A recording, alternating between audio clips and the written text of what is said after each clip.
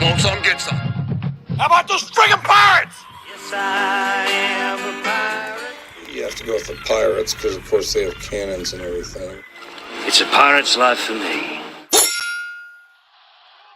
Be proud of who you are and what you are.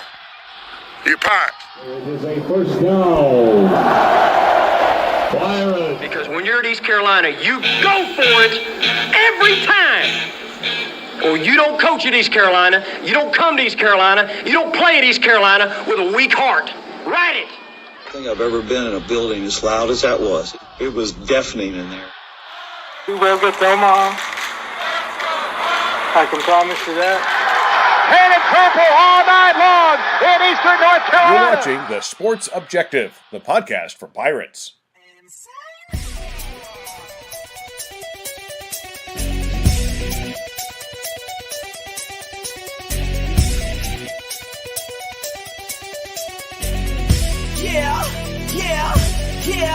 Yeah. My heart is purple and gold. I'm a pirate down to my soul, and I don't back down, not at all. Find out when the cannons explode.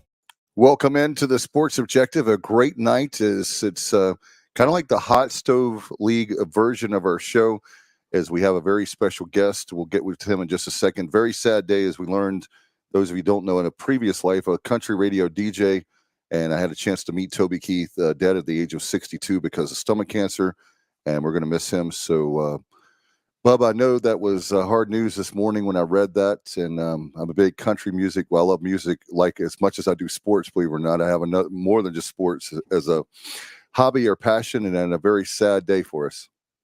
Yeah, as you know, big fan of country music myself.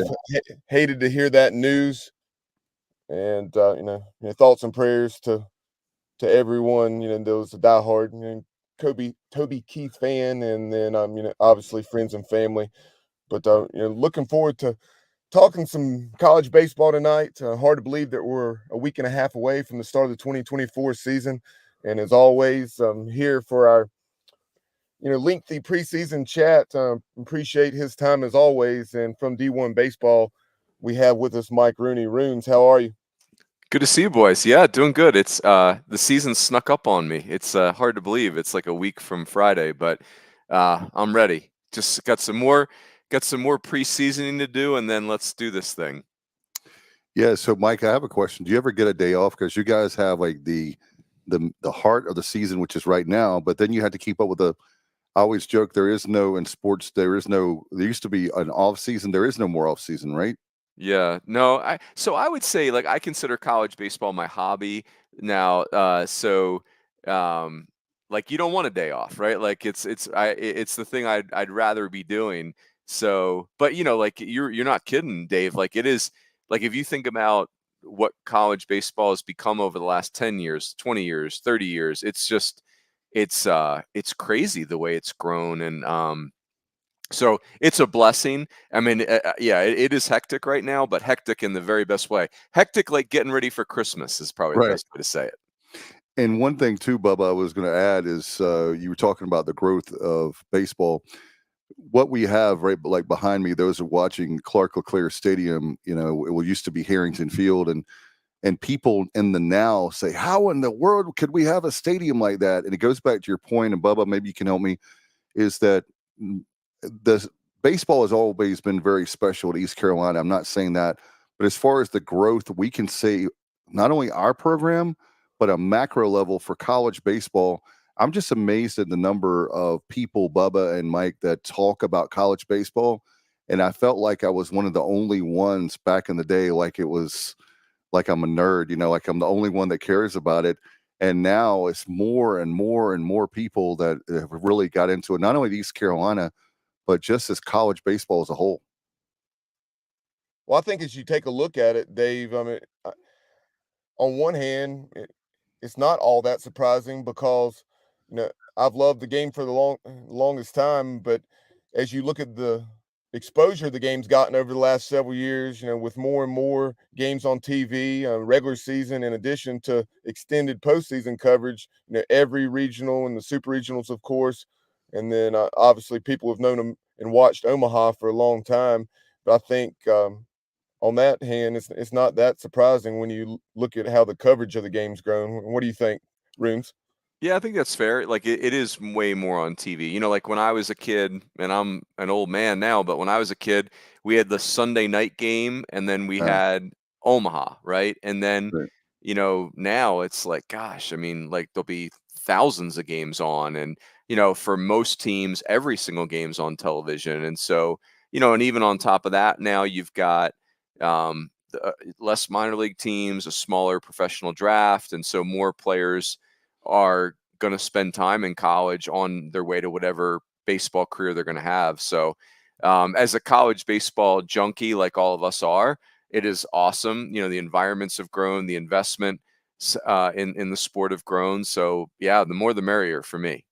And not only on linear television has coverage significantly improved, but with the evolution of ESPN Plus, as well as networks like Flow Sports, being able to watch every single game or most every game for a lot of schools, that has to be great for someone like you covering it.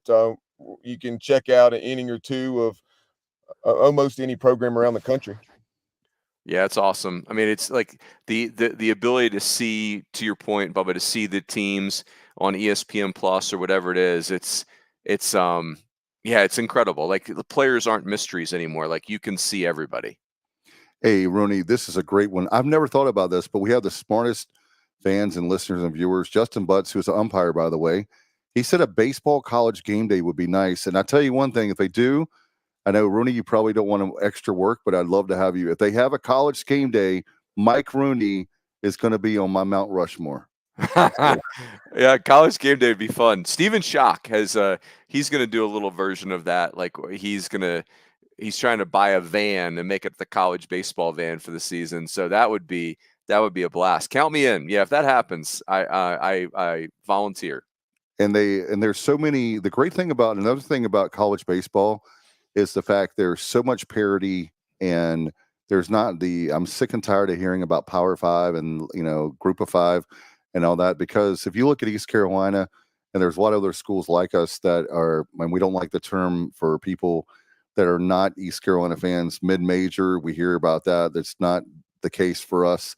But when it comes to us, we are really right there with a lot of schools. And one of the things we're going to talk about tonight, I don't know, as a fan, alum, somebody that covers the Pirates, if it's a good thing or not, Mike, to be ranked. And I see a RPI, thanks to our great JR, as number 7 in RPI. Yeah, I don't think there's I wonder what that is. I don't think there's RPI yet, but I would say that, yeah, like I'm going to quote Steven Schock for the second time already in the podcast, where he is determined we're not going to use phrases like mid-majors anymore. He says we're going to call them grit factories. And so I like that very much, because the lingo's getting really twisted up, right? Is it Power 4, Power 5? I don't even know what to call everybody, but I think the non-Power 5 schools will call grit factories. And, to put a bow on it, hey, like stories like Oral Roberts. I know basketball had a unique scenario last year with San Diego State and FAU, but man, like Oral Roberts making it to Omaha is just awesome. No doubt. It is. I know one of the things that we heard at Media Day is the guys, they don't really pay attention to preseason. How much do you believe that of coaches that say they don't pay attention to preseason polls, and the players that also say that? I wonder, like, I think if you're a coach, you have to, I don't know, some coaches get into preseason polls, not because of their team, but because of recruiting, like it's something else to send to recruits or potential recruits. I think if you're a freshman or like a younger player, you probably are more susceptible to worrying about that stuff. Whereas the upperclassmen have kind of been there and done that. And, hey, some of the preseason rankings will be right and some of them will be dead wrong. So, that's why they play the games, as they say. Before we dive into the Pirates and talk more about East Carolina, it's tough to believe that Cliff Godwin's entering year 10 at his alma mater. But just looking at the college baseball landscape in general, we talk about the exposure increasing. Let's talk about that elephant in the room here right off the bat, and that is, of course, transfer portal and NIL. Last year, you saw the impact that it had for a lot of programs around the country. Looking at the national champions with LSU and Paul Skeens, Tommy Tanks. So tell us about your thoughts on the transfer portal and NIL in general and the impact that it's having. And later on, when we're looking at the national landscape, we'll take a look at some of those top transfers entering 2024. You're on mute, Mike. Sorry about that. I think I can over-index on transfer portal and NIL. Like if you look at LSU, Paul Skeens obviously is the best pitcher in the country. But how many years is Paul Skeens available in the transfer portal? Like, I think that's a once in a lifetime transfer. Now, Florida was in the finals too, and probably that's not going to happen without Hurston Waldrep, but he wasn't their ace. So I think, NIL and the portal are real things. But if you look at LSU as our example, I mean, Dylan Cruz was the Golden Spikes Award winner, and he's not a portal guy. And Ty Floyd wasn't a portal guy, and Cabe Beloso and Gavin Dugas, and they had plenty of kids that weren't. Now, but again, I get it. Like having Paul Skeens transfer in and Tommy White, like those are two extreme cases. So it's kind of the new reality. I'm trying to get used to it. I keep telling myself that if you look at pro sports, the Yankees aren't able to buy the World Series every year, right? And they can do more in free agency than anybody. I just think in college baseball, it hasn't normalized yet. And I really believe that some of the high-end transfers we've seen, Tommy White, Paul Skeens, etc., I think they're just not going to be available every year. So if I'm a program that's banking on getting players of that caliber in the portal, I'm going to, that I'm going to have my feelings hurt because those type of players they're not available every year. No doubt. Bringing in now Kyle from LaGrange Barber, another big baseball fan. How are you, Kyle? What's up, man?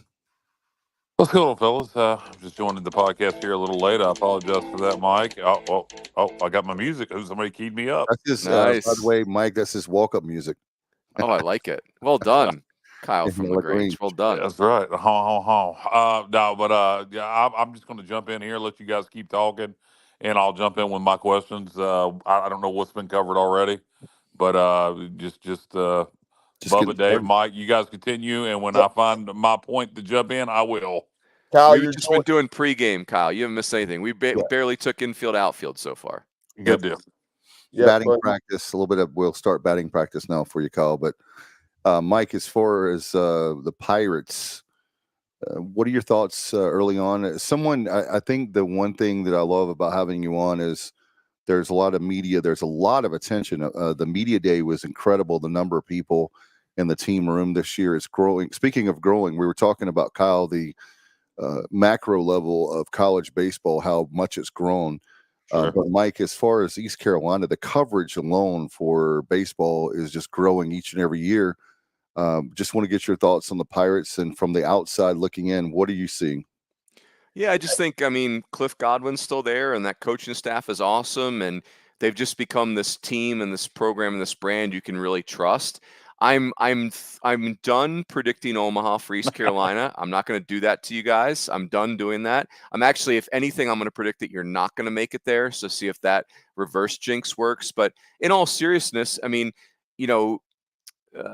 East Carolina has just really created distance between themselves and the rest of the American, and like crazy distance. And so, the last 5 years, 44 wins or more every single year. And the last 7 years, 4 super regionals, if I'm counting right. I mean, just like how good they've been has been remarkable. Hosting regionals, hosting super regionals.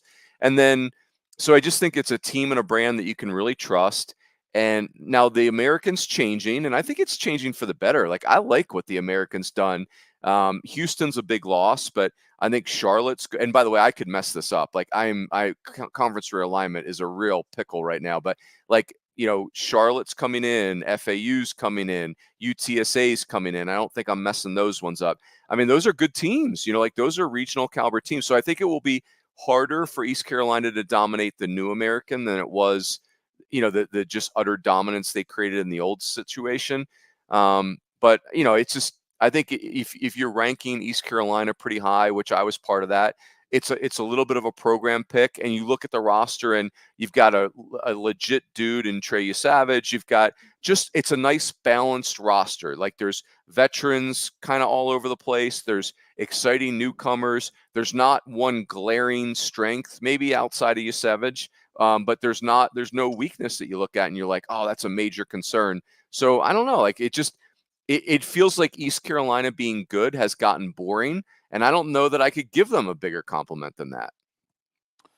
What do you mentioned the new American and the teams coming in. One team coming in that used to be a baseball powerhouse is Rice, and Rice has been utter garbage ever since Coach retired.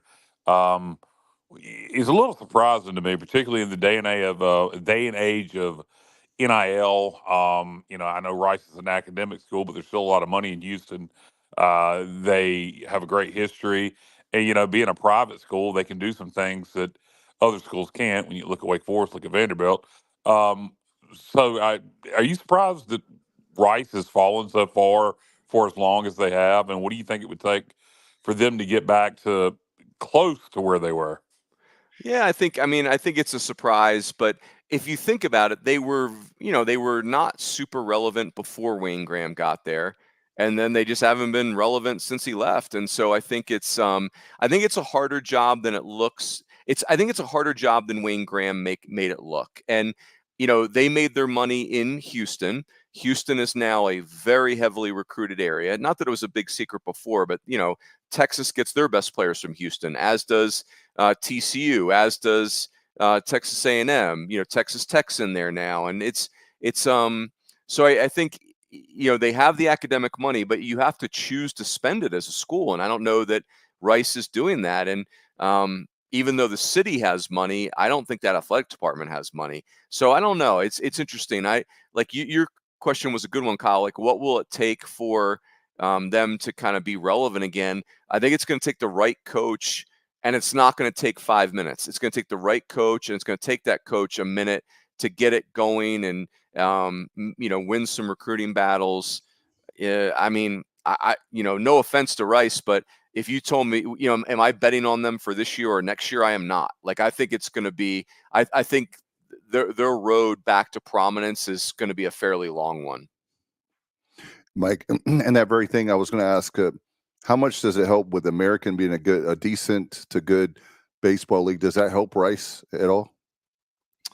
That's a good question. I think Rice is not there yet, right? Like, I don't think because here's the problem for Rice. The kids that they need to get back where they want to be, they're choosing between the SEC and the Big 12 and all those types of places. So I don't think Rice's problem is conference. I think Rice's challenge right now is they've just been struggling. And, it takes a special kid to want to be part of a turnaround. So I think that's the main issue. I think for Rice, if they can just show some positive sparks, they have access to good players, and maybe they can create some momentum that way. Yeah, another program in the American, since we're talking about the American, with a lot of history and tradition. And guys, I'm having my brain fog here. Wichita State, did they win? They made it to the finals of the conference tournament. What the hell did they do in the conference tournament last year? If they made it to the finals, they lost to Tulane. Because remember, Tulane was Tulane beat the Pirates in the championship. Okay, well then, what am I thinking of that Wichita State did? You're probably thinking that because they swept us out at Wichita. Okay, all right. So anyway, your thoughts on Wichita State? Yeah, another team that has been down for years. That at some point you would think maybe will return back to prominence. Yeah, I think I'm optimistic on Wichita State. They hired Brian Green this year, who had been at New Mexico State and then Washington State. And Brian Green is really high energy, great recruiter. He's been at programs like Oregon State, Kentucky that really are under-resourced and figured out a way to be really, really good. And if you look at Wichita State, like their roster is all over the portal, meaning everybody's got a good Wichita State transfer. And so it stinks for them that it's such a rebuild that everybody took off. But I remember that now that you say that, Mike. I remember the alias. But if they were terrible, no one would want their players, and people clearly wanted their players. So I think Wichita State, if that was a stock, I'd be buying it. I think I'm optimistic there. Okay. Mike, before we talk about some of the regional teams that the Pirates often play in midweek games, and even on the weekend in the case of the North Carolina Tar Heels, in what will be a top 15 matchup as it was a season ago, bringing it back to the Pirates for a moment. You talk about Trey Savage and how he's the glaring strength of this team. Friday night ace. A year ago, 7-1, 2.61 ERA. Opponents hitting just a $1.93 against him, with only 53 hits surrendered in 76 innings pitched. But you have the likes of a Justin Wilcoxon behind the plate, a guy who the Pirates did not necessarily think was going to be returning this year, but have the luxury of him being back. And then a guy like JJC, or some people refer to him just as JC, Jacob Jenkins Cowart.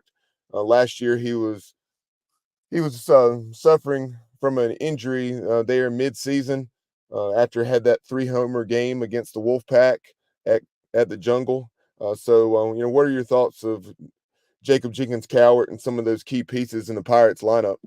Yeah, I mean, the best version of him is a top of the league player, right? Like best version of JJC is competing for American Player of the Year.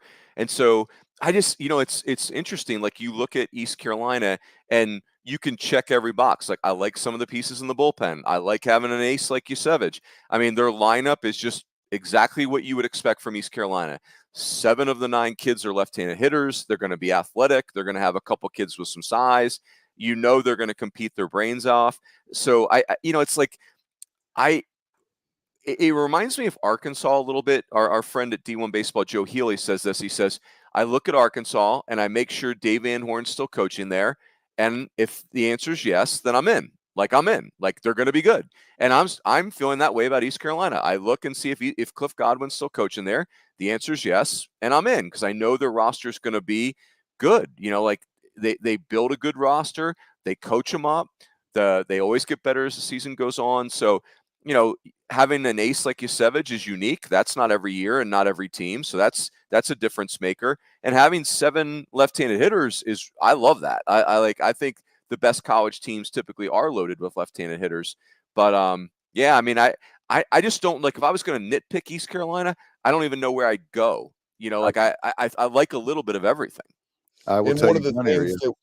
that was a little bit of a weakness a year ago was that the Pirates only had a couple of left-handed arms, and this year we have, I believe, it's 6 left-handed arms out of our rotation or bullpen at our disposal. Obviously, led by Zach Root, who looks to be the Saturday guy, number 2 in the rotation.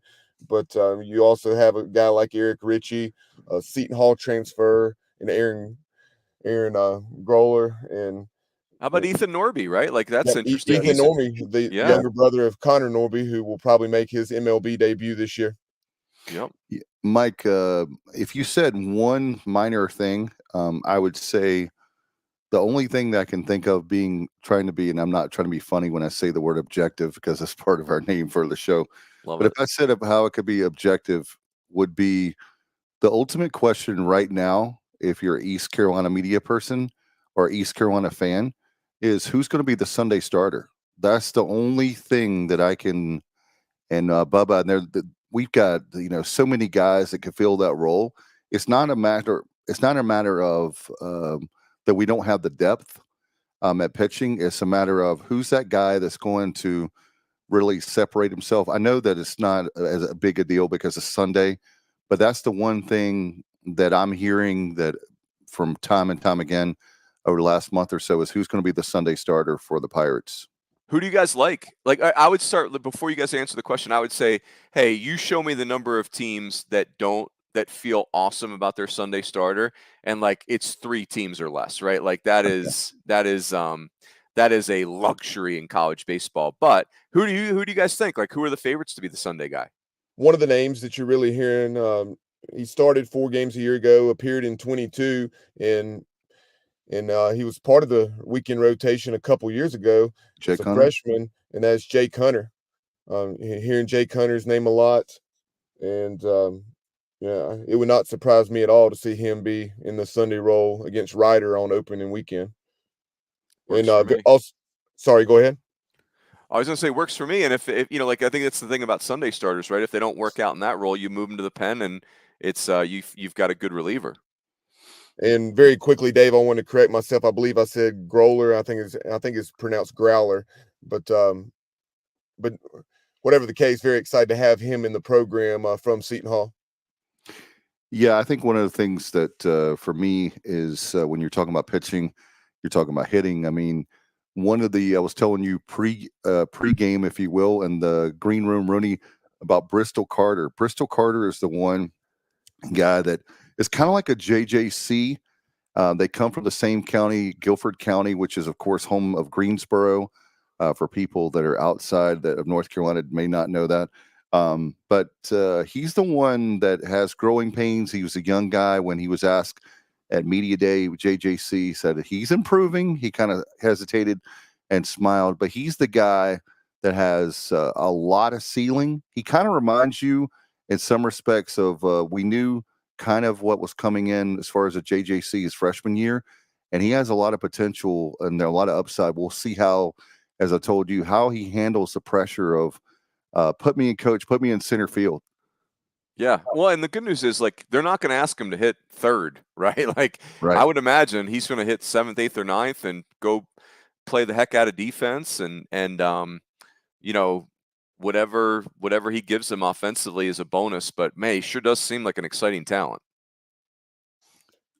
Mike, before we shift and talk about some of those other teams in the state of North Carolina and throughout the region, as well as nationally, Justin Butts, one of our loyal viewers and listeners, chimes in saying, you know, he was thinking today, obviously last year, midweek games came back to bite the Pirates, losing 3 one-run games to Campbell, who nearly hosted. You know, what do you think, looking at East Carolina's schedule, that the Pirates need to do in order to host? Obviously, one of those, just take care of business in the midweek more so than a season ago. Yeah, and I would say like you know, Campbell obviously, you know, they were kind of in the hosting conversation. North Carolina had North Carolina State. I really liked their team this year. We'll get to that. They didn't have an amazing resume last year, right? Like North Carolina State was 35-20, and that's, you know, like that's a bubble record. Now, here's what North Carolina State did have. They were 10-2 in midweek games. And so, you know, you guys were probably on the wrong end of at least one of those. And so I think that's for East Carolina to host, 2 things have to happen. I think you just have to win the American. Like the American's not going to have 2 hosts. It's not realistic. It would take a very strange year for that to happen. So you got to win the regular season championship, in my opinion. And then I think in the midweek games, when you all get to play these really good teams, you know, I don't think you need to be 10-2, but it helps. But I think you at least need to hold serve and have a decent record in those games. So, but I think if you're East Carolina, the first order of business is you got to win the American regular season. Otherwise, I just don't see a second or third place team in the American hosting. That sounds fair. And then obviously when you're talking about these midweek games like we're talking about, Mike, I'm just impressed each and every year. And I know I sound biased because I'm in the state of North Carolina, but how good is the baseball in North Carolina and South Carolina? We don't have to travel very far. You could throw in the state of Virginia as well for a lot of great college baseball teams. Well, I mean, it's just if you look at the Carolinas, just start there, right? It's like I'm looking at the D1 baseball rankings right now, and let me see if I can find it again. You know, let's just start counting the teams from the Carolinas. You got Wake Forest, and then you've got Clemson, and then you got East Carolina, then you've got Duke, then you got NC State, then you got North Carolina, then you got Coastal Carolina. I mean, it's like, and then you got South Carolina. I mean, come on, it's like, holy heck, like that the region is loaded with baseball talent right now. Another reason that we need to do well to host is That's you've got a problem. all those great teams in a small area, right? And I know with the committee's looking to like spread out the 16 hosts, so they're not going to have 6 or 7 hosts in that like small area of 2 states. You know, kind of, right? Gilbert's on the committee this year, Dave. Who is? Our athletic director, John. Oh, nice. Gilbert. Yeah, and just to be clear, like the committee's not told, like, hey, if all 16 regionals could be in Virginia and North Carolina, the committee's told you pick the 16 best teams, right? Like that's what they're told to do. Pick the 16 best teams that have a deserving host bid.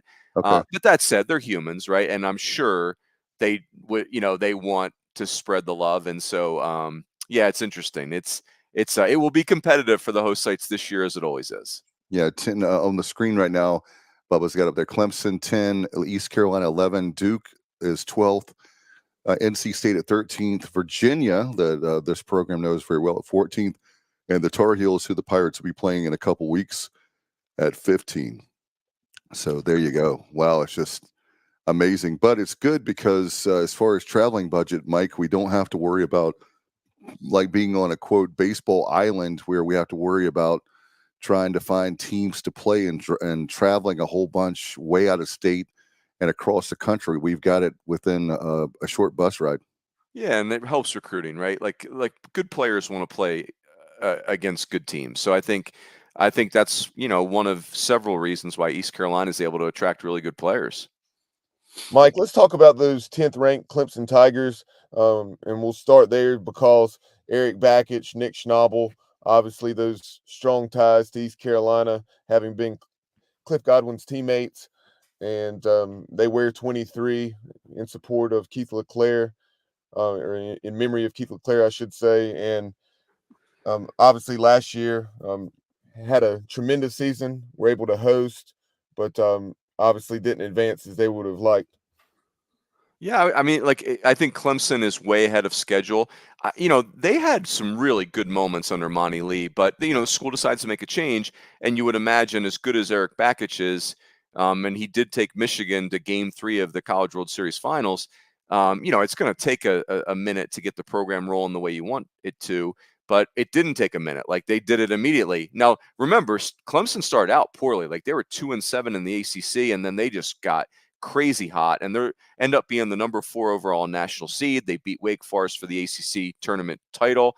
They just ran into Tennessee, and that was we knew Tennessee was going to be a tough draw for anybody based on that pitching. And they lost to one of the great all-time NCAA tournament games, 14 inning back and forth. I would say, to put a bow on Clemson, Cam Canarella, their center fielder, is one of the very best players in the country. Will Taylor, their left fielder, is no longer playing football. He turned in his football scholarship. So, who knows what can happen there. And Clemson's very deep on the mound. Tristan Smith, they've got a really talented left-hander that it'd be interesting to see. He's going to transition to full-time starter this year. But, I mean, Clemson, as long as Eric Bakich is there, I think they're going to be very good and competitive. But it is interesting how they got so good so fast.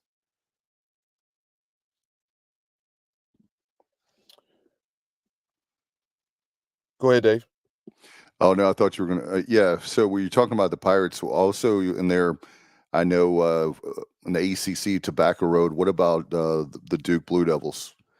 Yeah, so Duke is really interesting. Under Chris Pollard now, it's crazy that they've been to 3 super regionals in 5 years. They hadn't been to the NCAA tournament since 1961, and now it's 3 super regionals in 5 years. And they won another one last year, right? They win that coastal regional, and then they just got clipped by Virginia in the super. Duke has got tremendous pitching. You could argue, when you say best pitching staff in the country, Duke is going to be in that conversation. Jonathan Santucci, their left-hander, is going to be a high pick. He was hurt last year, but it was not Tommy John. He did not have to have the surgery. So that was huge news for Duke. He looked great this fall. They've got James Talon and Fran O'Shell, their 2 co-closers who are just nasty. So Duke's got some work to do offensively. They lost a lot of their position player group, but you just feel like their pitching is going to give them a million chances to figure it out offensively. Shifting to the North Carolina Tar Heels. Tar Heels received some terrible news here a little over a week ago. Senior righty Jake Knapp is going to miss the entire season. So, tell us what you think about Coach Forbes' club. Yeah, Duke is, North Carolina's kind of the opposite of Duke. North Carolina's position player group is just nasty. I mean, Vance Honeycutt is coming off of a down year by his standards, but he's still, this is a kid as a true freshman, hit 25 home runs and stole 29 bases. They've got a freshman catcher, Luke Stevenson, that sounds like another one of those future first-round draft picks. They've got Osuna's back, Stokely's back. They've got a lot of the names, Cook's back, that you're familiar with. Hey, there are kids at North Carolina that started last year that are going to get beat out by incoming players and transfers. The challenge for North Carolina is going to be on the mounds. They do return a lot of the bullpen, but they're going to have at least 2 true freshmen in their weekend rotation by all counts. And, that's just, those kids are very talented, clearly, but they're going to have to grow up fast. So, you're right about Jake Knapp. That's a big loss. North Carolina is very talented. It's just a matter of how quickly do those young arms acclimate. No doubt. What about, you want to go South Carolina, Bubba? Yeah, Gamecocks had a season that they had certainly been seeking for the last few, and were able to host once again, and that was obviously a reason with Clemson and South Carolina's resurgence why East Carolina had such a small margin for error and was on the outside looking in a season ago. But what are your thoughts on the Gamecocks? Yeah, the Gamecocks are, it's, again, a lot of these teams, it's kind of like one-sided. South Carolina's pitching is the big question. They lost a lot of the pitching from last year, and their position player group is, really good. You get Ethan Petrie back. Cole Messina, the catcher, is, obviously outstanding. That's a really good get back. He was an All-American last year. And so the position player group for South Carolina is very, very good. The question is pitching. Will the pitching be enough? And we know how unforgiving that league is. But we feel like the South Carolina offense is something you can really bank on. You look down in South Carolina, there's another team sitting over there in the Myrtle Beach area who's always a baseball power, Coastal Carolina. Talk about the Chanticleers, and what you think you're going to see out of them this year, and the Sun Belt in general. I enjoy the Sun Belt a lot, particularly in baseball. Yeah, like I think the Sun Belt has become that next league. And, I know the Big Ten is one of the 2 power brokers in college sports, but really in baseball, we've had a power 4, right? Like it's been the Pac and the Big 12 and the ACC and the SEC. And you really couldn't, there were many years where I would say the American was a better league than the Big Ten.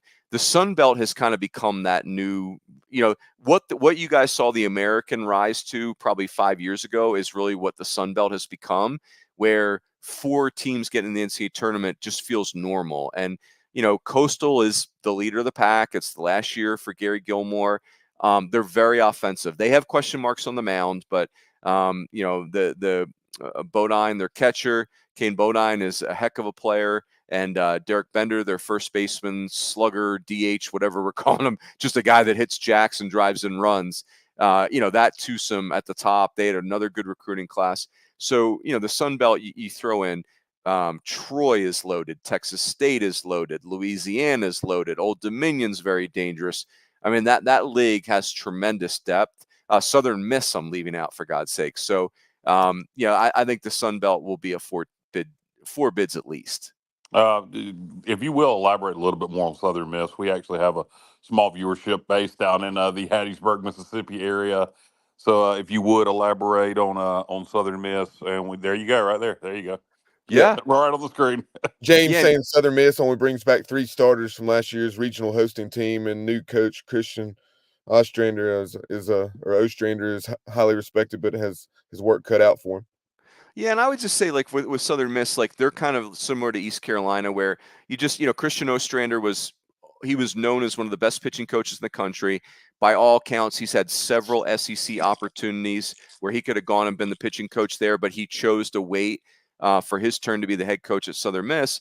And they've got a really sustainable recruiting formula. They really know who they are, and they always pitch. And I think that is their situation again this year, where they do have some question marks, but what we know is they're going to pitch, and that gives their position player group a little bit of a chance to figure it out.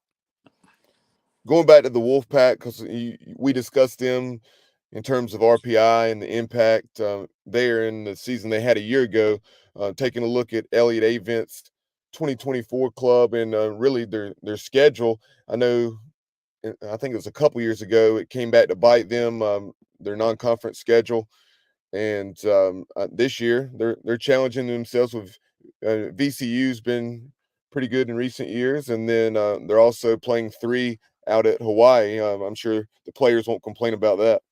Yeah, but Hawaii's tough. Like that's a tough place to play. It's a heck of a flight, and Exactly. Hawaii is good. Rich Hill's got them going. I think like NC State, they typically their non-conference schedules, in the beginning of the season, I wouldn't call it awesome, but they do play good midweek games. And then, of course, the ACC schedule is ferocious. So, for NC State, they've really done a nice job in recruiting. Chris Hart, their assistant coach, who someday I think will be the head coach there, is just really good.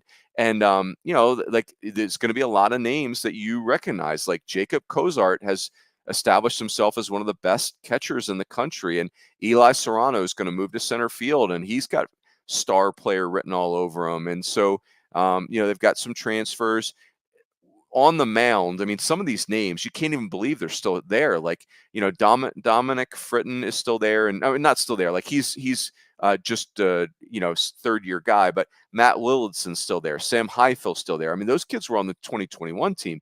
Logan Whitaker's still there. They got Hollis Fanning, the transfer from Tennessee. So, long story short, NC State is very balanced and they're very good.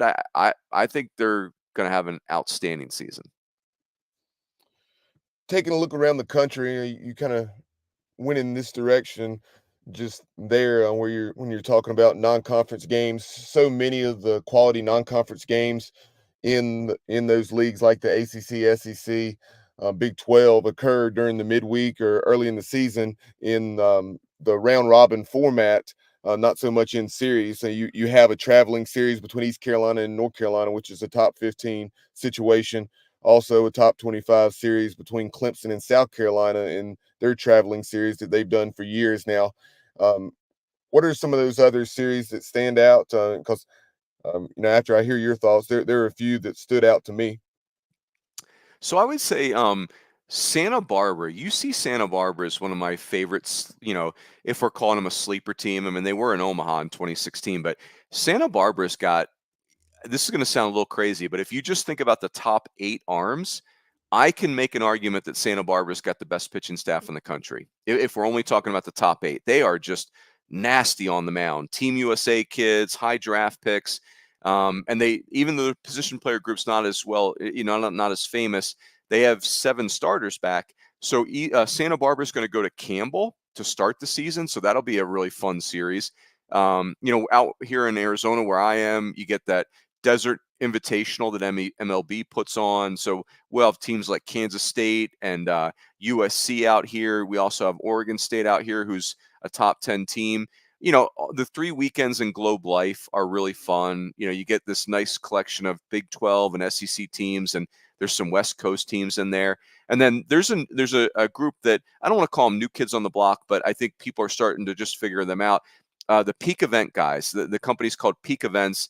They do those tournaments in Round Rock and then in Frisco. They're doing one in Vegas this year, which is awesome. They're doing one in Jacksonville, which will be spectacular. That's like Virginia, Iowa, Auburn, and one other team I'm not thinking of. So anyway, those are some top ones off the top of my head there, Bubba. Mike, this is something I've probably asked you in the past, and I ask people this all the time when talking college baseball, and I typically get no, it'll never happen. But you mentioned those companies putting on these tournaments early in the season. Do you ever think that there'll be a place for a college baseball NIT? You mean in the postseason or the preseason, Kyle? Postseason. That's a good question. I think no right now because we already have 64 teams in, but I think what I think would be really cool, not to derail the conversation, but I would like to see us take our NCAA tournament and make it 72 teams. I actually wrote an article about this last summer where we could do some really cool playing games on Thursday nights at the host sites, where if you lose, you go home. If you play, you stay. I think that would be really fun. But long story short is I think, like college sports has got so much chaos going on right now that a baseball NIT, we would have a tough time cracking the top 100.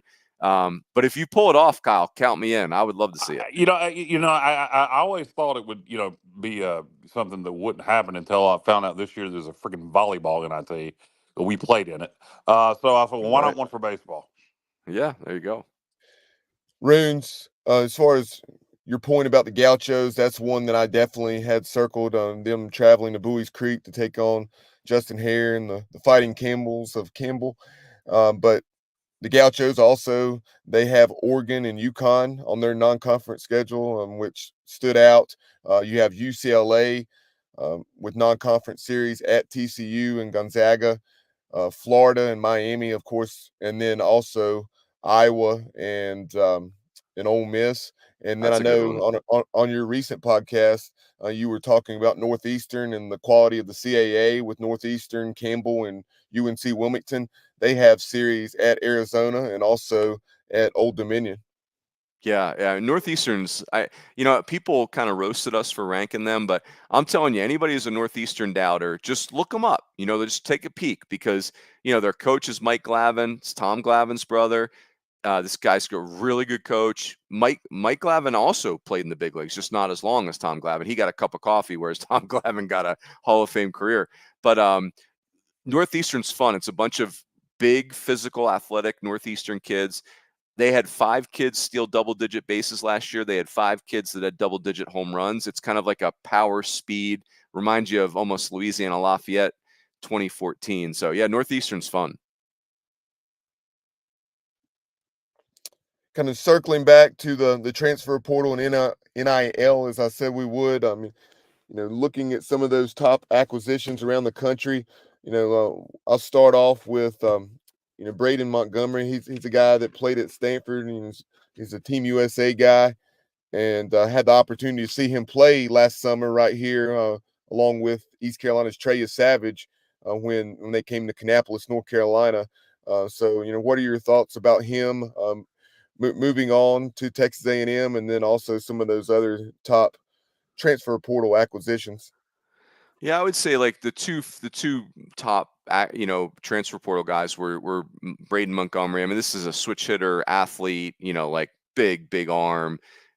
He's a first round pick, right? He's been an All-American for 2 years, and you put him in a lineup with Jace Laviolette, who's a 6'6" center fielder, who's also a future first round pick, and then A&M's got a freshman, Gavin Grahovic, who's I have not watched it. I've not seen him yet, but he reminds me of like a Pat Burrell, like this big right-handed hitter from California who's a little bit positionless so far. But I think the other famous transfer that you have to talk about is Wake Forest is number one, and Chase Burns leaving Tennessee and going to Wake Forest is a big part of that. And Wake Forest with a rotation of Josh Hartle and Michael Massey, and who you all were familiar with when he was at Tulane. And then he's made a huge jump, obviously. And then Chase Burns. I mean, it's a whale of a rotation. So I think Montgomery and Burns, Montgomery being the first round position, like Montgomery could be a top 10 pick as an outfielder, and Chase Burns could be a top 10 pick as a right-handed pitcher. So, those are the two dudes.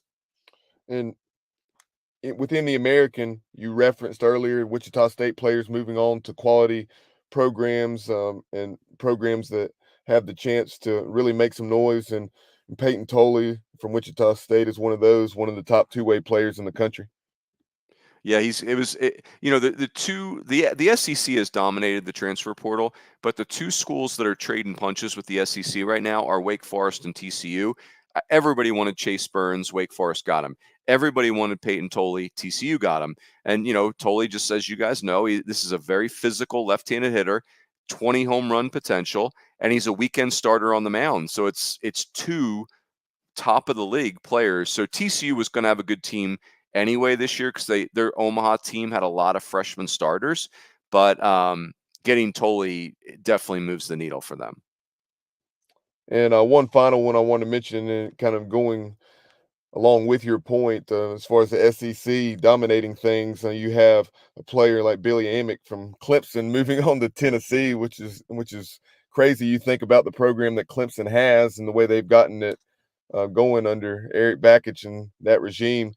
But I guess it says a lot for the dollars at play, as well as obviously the factors vary depending on the player and the situation.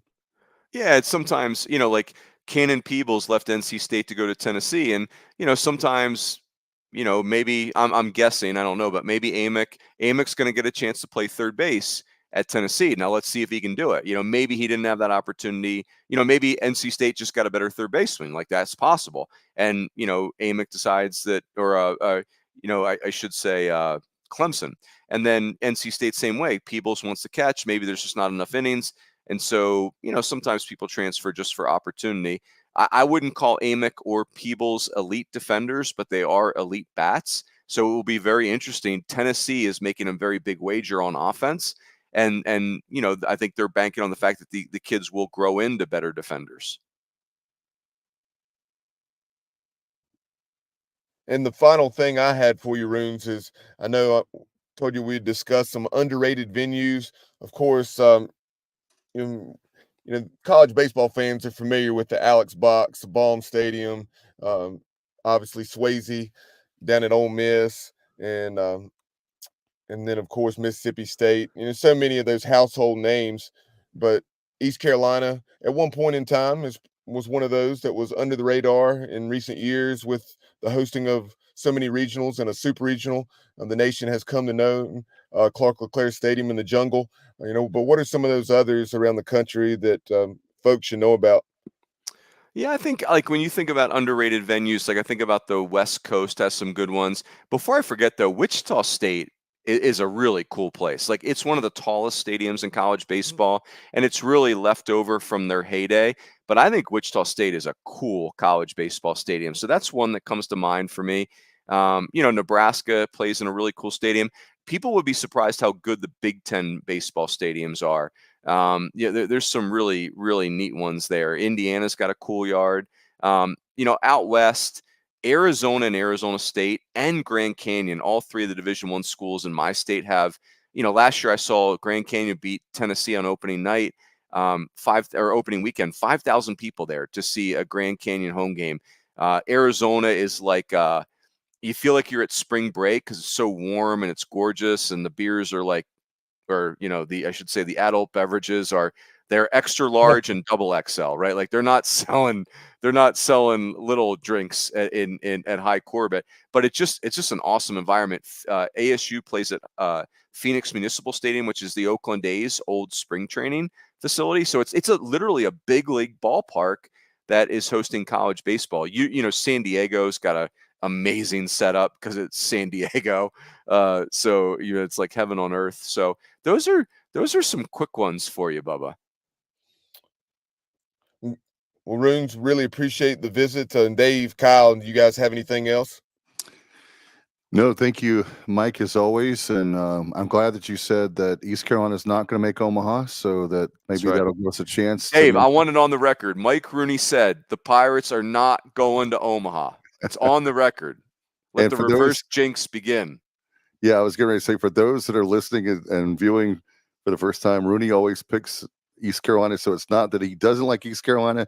He is trying to help us by reverse jinx and to get us to Omaha. Mike, as always, thank you, my friend. Appreciate it, and look forward to love the podcast very much. And that was the final thing. Can you give everybody the all the stuff where people can find you, ESPN, and of course the podcast? No, appreciate it. Yeah, so the ESPN stuff is, that'll get started kind of like when basketball starts to subside, but, still doing all of our stuff at D1Baseball, podcasting with Joe Healy and Kendall Rogers and Aaron Fitt. And the D1 family has grown. We have a main podcast.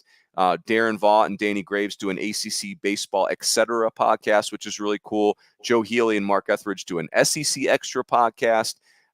So a lot of coverage there. And then Mike Farron and I, our show on SiriusXM, This Week in College Baseball. It's a weekly show. And we will kick off next week. So just more examples of how much the sport has grown. It's crazy.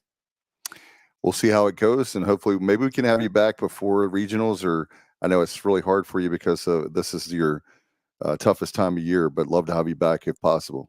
Yeah. Whenever the Pirates, if they have a little skid, have me back on, Dave. I'll double down on my Pirates are not going to Omaha prediction. And it would just be like a little juice. Just, you know what I mean? Like, just like an espresso. So save that, put that in your back pocket. All right. Thanks, Rooney. Appreciate it very much, man. All right, boys. Take care. Be good. See you. All right. Bye-bye. Appreciate Mike Rooney so much, as always, for coming on. We have a lot of people that love to listen to him and watch him. Definitely in the beginning of the season. It's hard to believe, Bubba, man, just a week and a half away, and we'll have opening baseball. It's going to be cold. Remember, was that 4 years ago that you, me, and Kyle, Jessica, and Alex were all there at that was a cold February day. Yeah, that was not your, desirable February weather, or unseasonably warm, I should say. So hopefully I had not looked at the extended Was that forecast. 2020 before all the bullshit happened? That sounds right. It was about 4 years ago. Yeah. Yeah, maybe. Yeah, 2019, 2020. I do remember, I think it was that 2020 season. I'd been at the Charlotte series the weekend before everything got shut down. And then, of course, we played the midweek game down at UNC Wilmington, and we had gotten the news of what was going on, and the possibility of everything getting shut down because the upcoming series against Columbia, the Ivy League, had shut everything down. So Coach Godwin was scrambling for an opponent for that weekend, and then, of course, everything got got shut down. But and then I know, in addition to that Charlotte series, we had also played Ole Miss in the LeClaire Classic. So, Oh yeah. but yeah, glad those days are in the past, and it's been obviously a tremendous 9+ years for Coach Godwin at the helm. The Pirates ranked in the top 15 of all the polls. I think Perfect Game may have us at 17th, but all the others were anywhere from 11th to either 14th or 15th. Today, the Pirates were unveiled in the ESPN USA Today coaches poll at 12th. There you go. It's really awesome. It's really awesome to have the baseball program. I mean, what was it I want to ask you guys, was the baseball writers the one that was always like the lowest? I know Baseball America, but baseball writers, was that the poll that we always? Yeah, it's based out of Arizona. Oh, I may be mixing it up with collegiate baseball. Collegiate baseball, I believe, is the one you're thinking of, Dave. Okay, They would put always, out a top 40 instead of a top 25. and they would have us way low every year. But yeah, they wouldn't even have us sometimes not even in their top 40. hey, Kyle, do you feel that with this, just as a Pirate, do you think it's good to have the preseason accolades like this, or would you rather have it where we're kind of under the radar? I think we're past that point in baseball. I think if we're under the radar in baseball, then we probably had a really bad season the year before. So I think we're kind of past that point. The expectations here, we're going to be a regional team. Our expectation is to host a regional every year. Our expectation is to go to Omaha every year. We just haven't done it yet. So no, I think in baseball, I think it has to be a good thing at this point. If not, then we probably got issues for what this program is. Absolutely. And if we want to be or continue to be the program that we've been, and obviously take it to another level and get into Omaha and win a national championship, you have to embrace it. And I think we definitely do.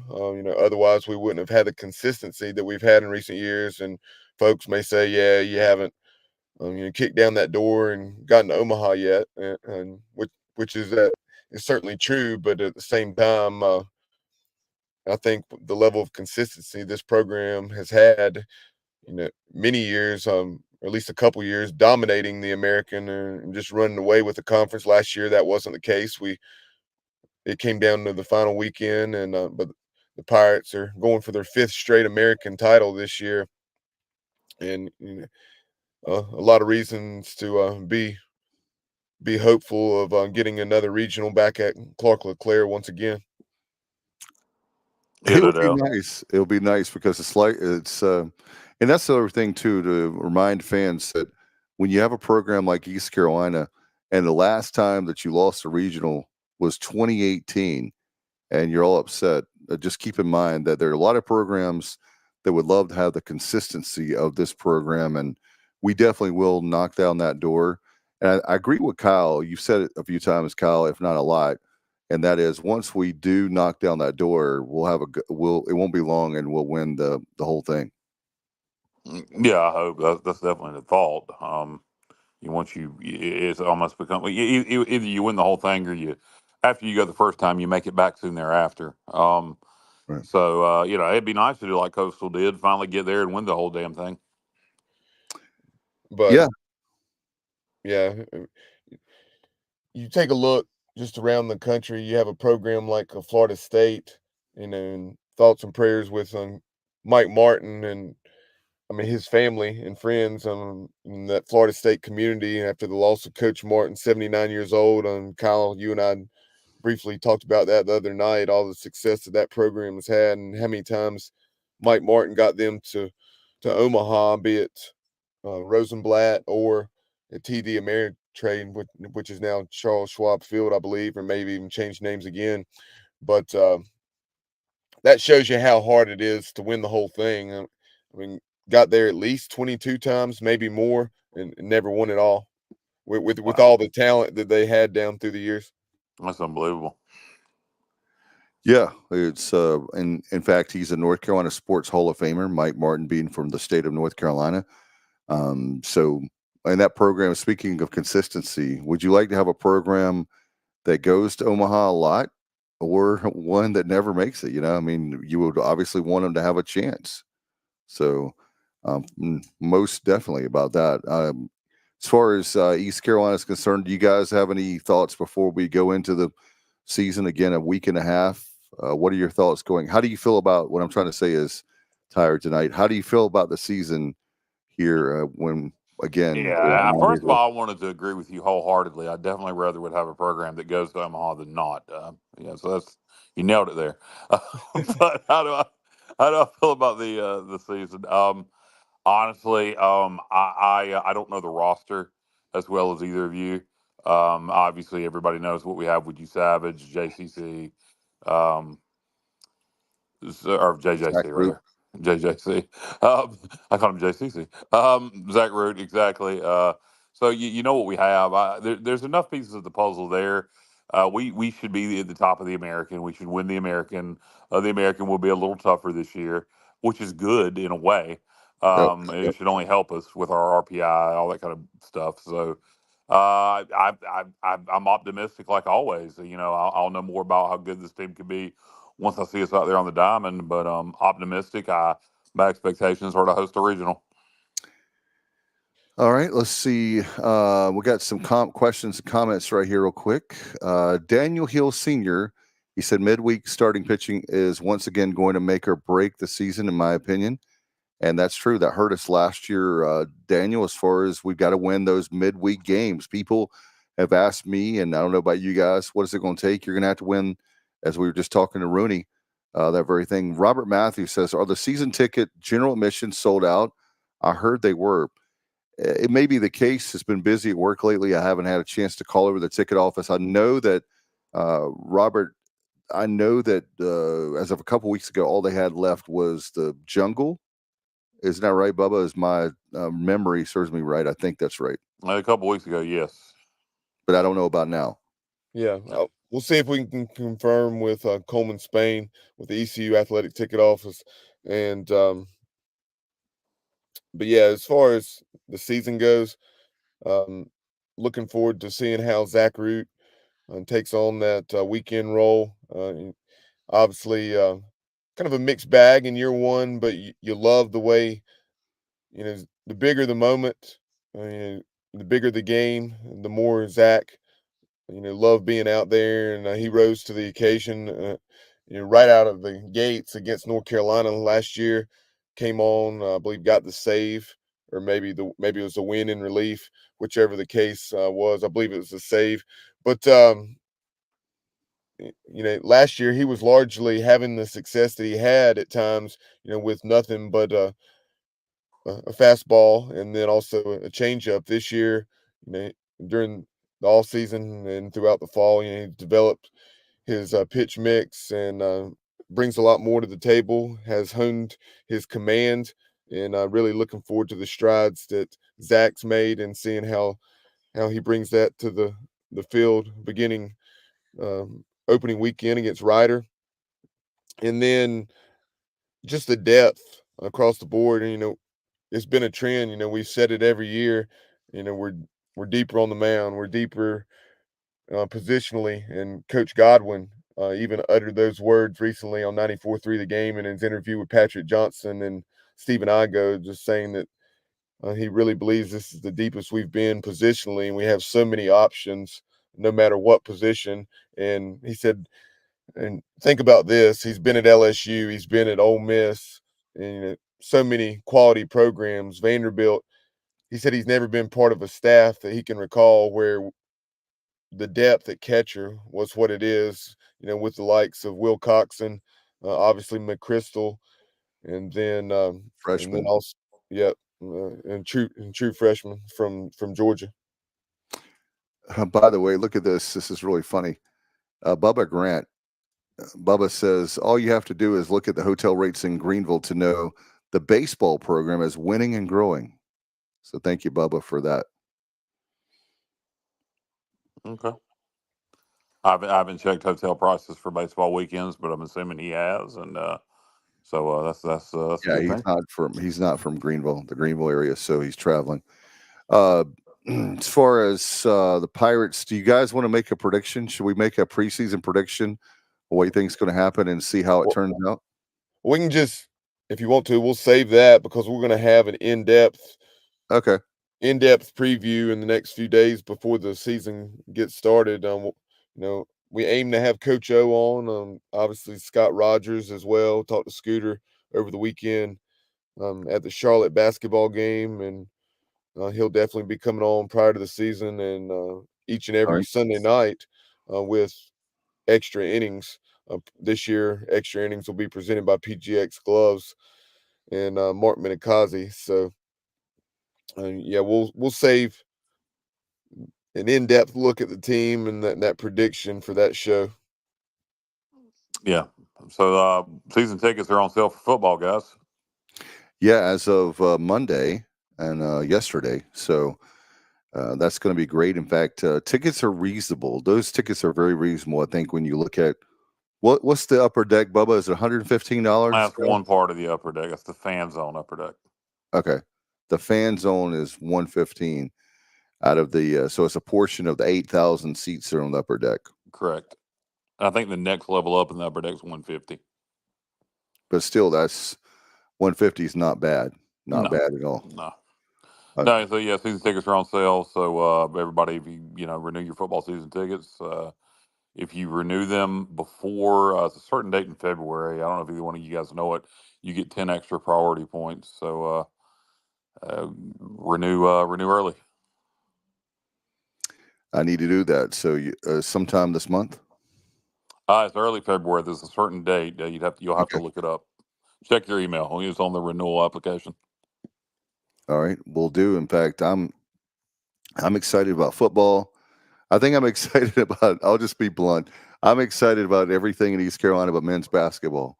So hopefully they can turn it around. And I saw our good friend Wayland, and I was telling Wayland that this is like for me, for baseball. Speaking of baseball, Major League Baseball.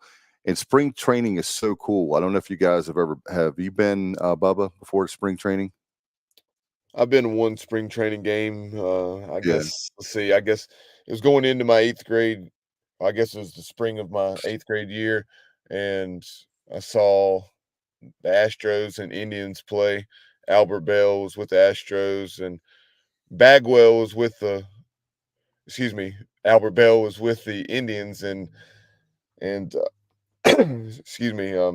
Jeff Bagwell was with the Astros, and Bagwell, I believe, was hurt and not playing that day. Well, this is my analogy I'm going to use. So for me, the preseason for basketball for ECU for men is like spring training. You're excited. We've got all these great new recruits. We've got a new coach. We got this and that. We've got all this. And then by the time it comes to conference play, it's kind of like when the All-Star break, one of your favorite teams that you go, all right, well, maybe it's next year. Maybe it's next year. Maybe it's next year. I mean, I'm almost 51, and I don't know. I don't know how many times I can just sit here and wait. I don't want to make this about basketball because we've been talking baseball and football. Looks like it's on the right trend upward, and with all the great picks. And by the way, there's Bubba. What's the date again on? We got that about the media day. Yeah, I'll need to get look that at that. information in a minute. But to answer Why? Kyle's question, that date on season tickets is February 12th. You know, all Pirate Club members who purchase season tickets before the close of business on February the 12th will receive 10 priority points instead of the usual 2. And this is per account, not based on the season ticket quantity or number of orders. So So you pay in full. You pay in full, and you get the. Is that what it is? Pay in full. it No, says just renew it. Just renew it. Oh, okay. in addition, all Pirate Club members who set up a payment plan and make their first payment before the close of business on February 12th will receive 10 priority points instead of the usual 2. For those who choose to set up a payment plan, your 10 priority points will not be allotted until you have paid your payment plan in full. Well, still, hey, that's okay. I can do And that. it says it's a great opportunity to earn extra priority points prior to the Pirate Club reseating Dowdy-Ficklin Stadium for the 2025 football season. I was getting ready to. You read my mind. I was getting ready to say I think it's next year. So okay, 2025. And those of you that I've had people ask about tickets. The best thing you can do is call the ticket office 1-800 dial ECU. You can obviously go ecpirates.com, but if you go there, a lot of people have been saying about that very thing that people want to get I guess some of the chair backs. I've heard about that. I don't know about the upper deck. I know there's one particular person. I was talking to a Pirate fan, and he is scared of heights. He said, I was talking to him a week or so ago. So he said he is not a fan of the upper deck, but hey, there's everybody to each his own. The one thing I do like, guys, if you've ever set up the upper deck, is you really get to see the plays develop. If you're a football fan, way ahead of time. I did like that kind of bird's eye view of the field. Yeah, I had season tickets up there in the 2021 season, and it was the lower part of the upper deck, and right. Yeah, it was a good seat. But in the last couple of years, I've been down in 4B. My parents and I we go in together. Obviously, my dad's priority from 40 plus years in the Pirate Club is much greater than mine. So I get my season tickets through him, so we have a better location. All right, guys. Johnny Robertson update about baseball season tickets. He was told this morning by the ticket office that season tickets for the Jungle will be available at 10 a.m. this Friday. This Friday for that. And yes to Daniel Hill, by the way, is asking, Bubba, did you say you can get 10 bonus points even with a payment plan? It skipped on his. Yes, that is correct. The way Bubba said is, sorry, Bubba, was quick. You'll get the 10 points after you pay off your payment plan. So there in August, I believe you have to have that last payment in. So that last payment, you'll finally get your 10 bonus points instead of 2, which you would normally get for season tickets. So you're getting 8 extra points by doing this. So another great way, Kyle, we talk about season tickets, and the way to get the season tickets up is to get the people that are like us, the diehards, already to go ahead and purchase it, and then you have maybe some new people that would do that. Well, I don't know what the hell people wait for. If you're going to do the payment plan, you might as well sign up for it now. If you're going to pay for it all at once and you're waiting for a certain, whatever, it's different. But if you're doing the payment plan, the sooner you start it, the longer, the less you have to pay each month. Exactly. That's why, amen to that. That's why I try to do it as early as I can. I renewed mine Monday. I will do that the next day or two. I'm glad y'all brought that up here on the show. I didn't know, and I would have done it even without the bonus points. I didn't know about that. So that's great to know. By the way, guys, I know that we're running long, but Kyle, you're joining us now, and you are one of my favorite people when it comes to music and, sports, obviously, but music as well. Very sad to lose Toby Keith. We were talking about that earlier for the guys that are still watching. Very, very sad. And off the top of your head, he had so many hits. What was your favorite song or one of your favorite Toby Keith songs? I'm gonna elaborate on this a little bit, and then I'm gonna get out of here. I don't know how much longer we're staying on, but I've been on the Not much phone longer. all night, literally. I saw Toby Keith at concert 3 times. Honestly, when he went on his whole patriotic thing, not that I'm not patriotic. I honestly thought it was a little fake. Despite all the USO shows, I was cynical in my 20s. Actually, I'll. We had won tickets to see Toby Keith. Yeah, I can't remember what year it was. '08 maybe, something like that. At Walnut Creek, and Trace Atkins was opening for him. My wife at the time was a huge Trace Atkins fan, so we went to see Trace. I think it was '08, and of course didn't leave. Stayed to see Toby, and Toby's stage show in '08 was unreal. One of the best stage shows I'd ever Yeah, seen, and I was there. fireworks, everything. And I became a Toby Keith fan that night. I went from being cynical about I loved his early stuff, the stuff being the '90s, like should have been a cowboy. Does that blue moon ever shine on you? Dream walking, and then anyway. So I ended up seeing him 3 times. So I saw Toby in concert 3 times. Probably my favorite Toby Keith song, "Beer for My Horses," "Dream Walking," um, "Tired," which is one that a lot of people don't know is a really good song. Um, of course, "Don't Let the Old Man In." The performance Yeah. was unbelievable on the People's Choice Awards. So sad, but and I'll wrap this up. Just like I said, from a personal standpoint, seen him in concert 3 times. His cancer battle was going on at the exact same time as mine, and so I followed it closely. Unfortunately, his had a different outcome than mine did. So a huge loss, great man, and he'll be missed. No doubt. I met him, by the way, 2008 show with Miranda Lambert opened up for him. Okay, maybe it was '09 then. But anyway, that my dad went with me. It was a great show. Got a chance to really cool. Got a chance to meet him, and It was '09. It was '09, Dave. But anyway, the Toby Keith was really cool. Got a chance to meet him. Really great guy, laid back, just like, it was kind of, I know it's corny to say, he's the kind of guy that, you would see like in Eastern North Carolina, hanging out, drinking a beer with him. Just a really great guy. And I hate that he had so many great songs. I'll give you, I'll give you probably, let's see, 2. I'm going early Toby. I'm going, one of my favorites is "You Ain't Much Fun." I love that song. I just think it's hilarious. And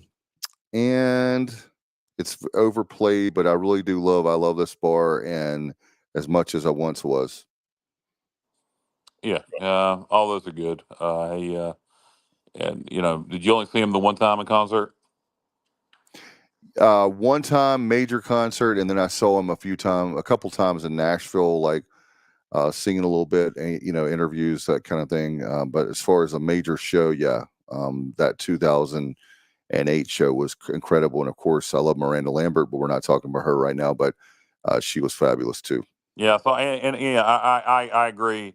In hindsight, Johnny, like I said, you're cynical when you're in your 20s.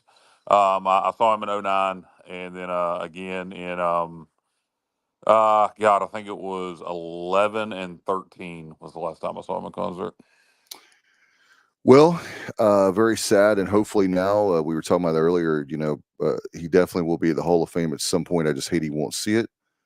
He's one of those guys, and we had the class of '89, and then we'll wrap this up.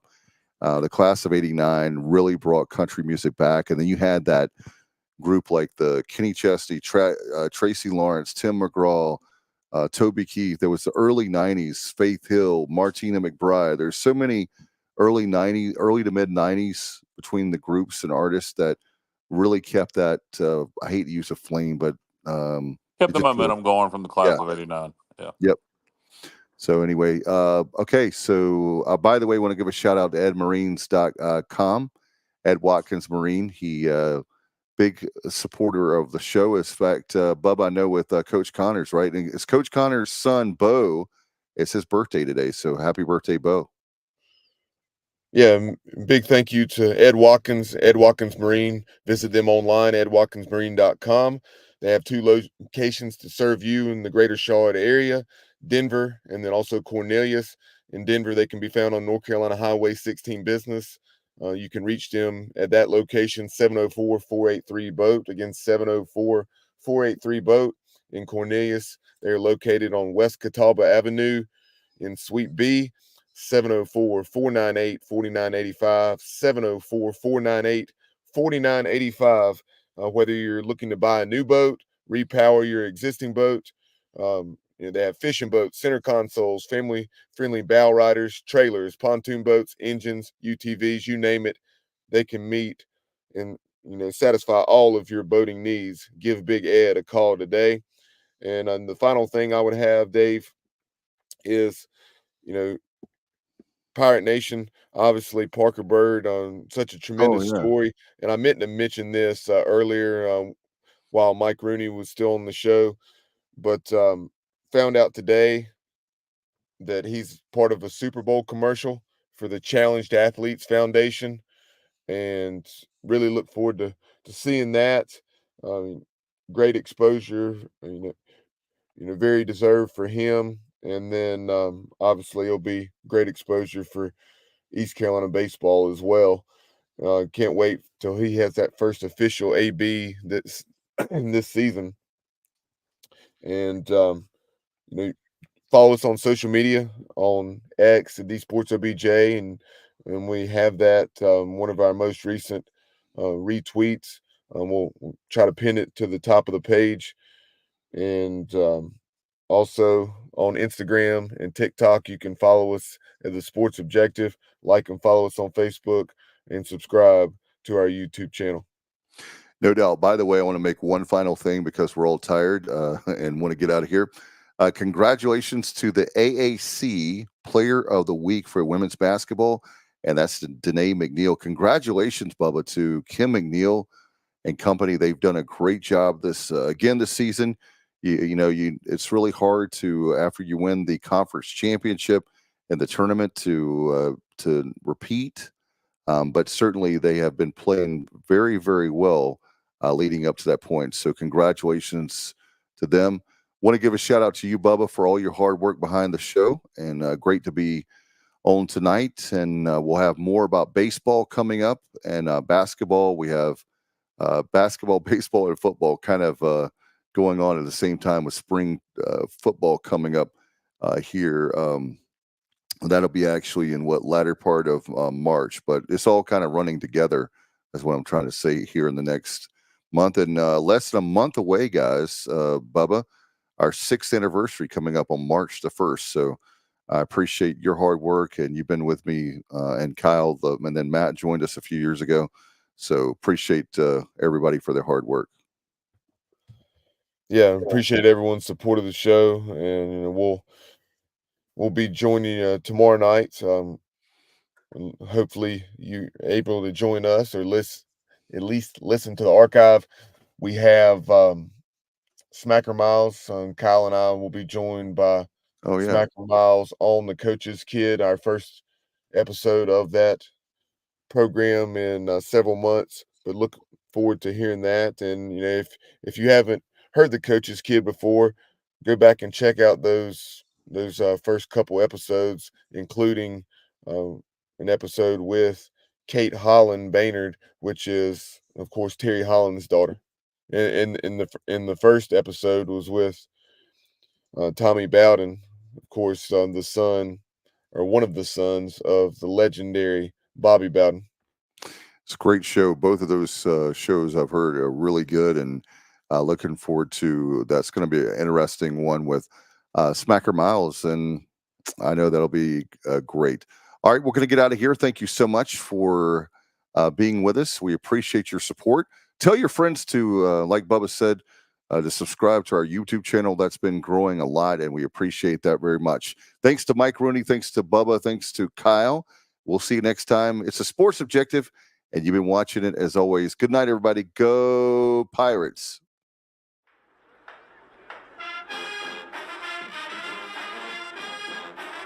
You're watching The Sports Objective, the podcast for Pirates.